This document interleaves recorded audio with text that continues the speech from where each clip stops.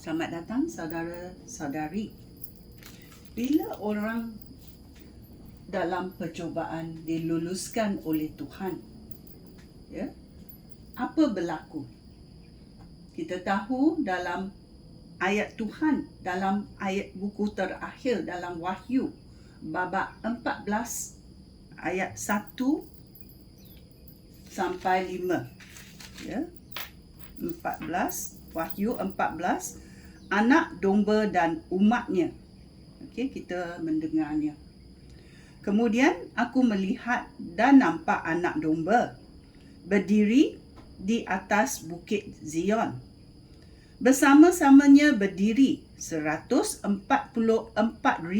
orang yang pada dahi mereka tertulis nama anak domba dan juga nama bapaknya. Lalu akan mendengar suara dari langit seperti deruman air terjun dan seperti gemuruh guruh. Bunyi itu seperti muzik daripada para pemain kecapi yang memainkan kecapi. Di hadapan takhta 4 makhluk hidup itu dan pemimpin itu berdiri 144,000 orang itu. Mereka menyanyikan satu nyanyian baru yang tidak dapat dinyanyikan oleh orang lain. Mereka sahajalah yang telah diselamatkan oleh Allah. Mereka tidak bersetubuh dengan wanita. Oleh itu, mereka murni seperti anak dara. Mereka mengikuti anak domba ke mana-mana sahaja dia pergi. Antara umat manusia, merekalah yang telah diselamatkan oleh Allah. Mereka milik Allah dan milik anak domba itu. Kerana mereka seperti bahagian pertama daripada tuaian yang disembahkan kepada Allah. Mereka tidak pernah berbohong, mereka tidak bercela. Kita tahu ada sekumpulan orang, 144,000 orang yang tidak berbohong, tidak bercela, dan mereka dewasa pada masa mereka bertumbuh dalam dunia ini.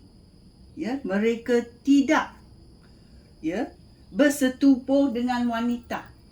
Mereka tidak melihat dalam mobile phone benda-benda yang tidak senonoh. Pornografi semua tidak lihat.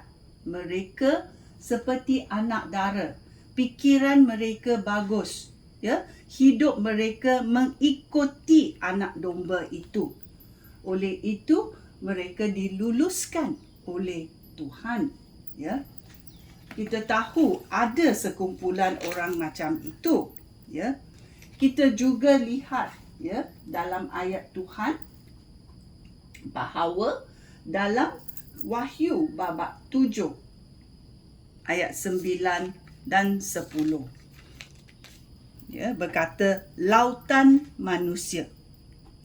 Setelah itu aku melihat lagi, lalu nampak lautan manusia yang luar biasa banyaknya. Tidak boleh dikira lautan manusia yang luar biasa banyaknya. Tidak seorang pun dapat mengira mereka. Mereka daripada setiap bangsa, suku, negara dan bahasa. Dengan berpakaian jubah putih dan dengan memegang daun palma di tangan. Mereka berbaris-baris berdiri di hadapan takhta Allah dan anak domba itu. Mereka berseru dengan kuat, kita telah diselamatkan oleh Allah kita yang duduk di atas takhta dan oleh anak domba itu. Mereka sangat bersukacita kerana mereka boleh bersekutu dengan Allah dan mereka diselamatkan oleh anak domba kerana mereka percaya kepada penyelamatan Yesus Kristus. Adakah kamu seorang daripada mereka pada masa kelak. Ya.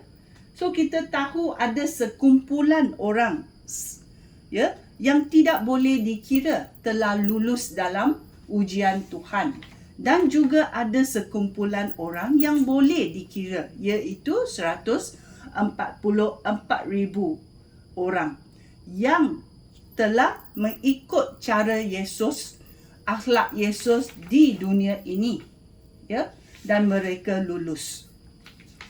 Oleh itu kita tahu Tuhan akan menguji hidup kita di dunia ini, dan apa yang kita respon, apa yang kita menerima. Bolehkah kita mengikut arahan Tuhan? Bolehkah kita bertaubat? Bolehkah kita mengikut cara Tuhan mahu kita? Bila ujian datang, bolehkah kita mengatasinya? So kita lihat di dalam buku Wahyu, iaitu pada akhiratnya ada sekumpulan lautan manusia yang akan menyembah Tuhan kerana mereka lulus daripada ujian, dan juga ada sekumpulan orang 144,000 ya yang lulus dalam ujian, dan dengan luar biasa mereka menyanyi lagu yang dikeluarkan daripada hasrat hati mereka untuk menyenangkan hati Tuhan. Ya, adakah kamu sekumpulan orang dalam lautan itu, ya, yang datang daripada setiap bangsa, suku, negara dan bahasa, dan kamu berpakaian jubah putih dan dengan memegang daun palma di tangan dan berdiri berbaris-baris di hadapan takhta dan anak domba itu. Dan mereka berseru dengan kuat, ya, kita telah diselamatkan oleh Allah kita dan yang duduk di atas takhta, dan yang diselamatkan oleh anak domba itu. Terima kasih Tuhan. Sekian, terima kasih. Shalom.